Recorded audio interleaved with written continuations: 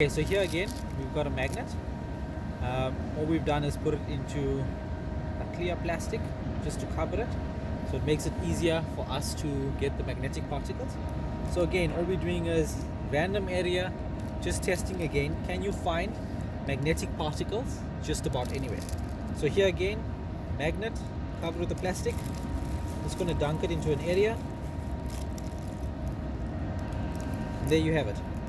Again, magnetic particles with magnetic soil found just about anywhere.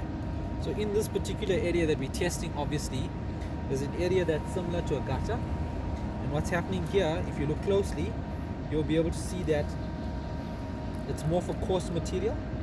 It's being refined by the water that's running through, and most of those materials are magnetic.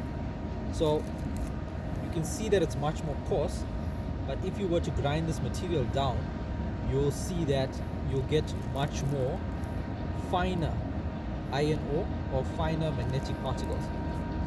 So guys, do stay tuned. One of the videos coming soon, we're going to show you how it looks when you refine this product and how you can use it to make ferrous fluid or even other magnetic projects.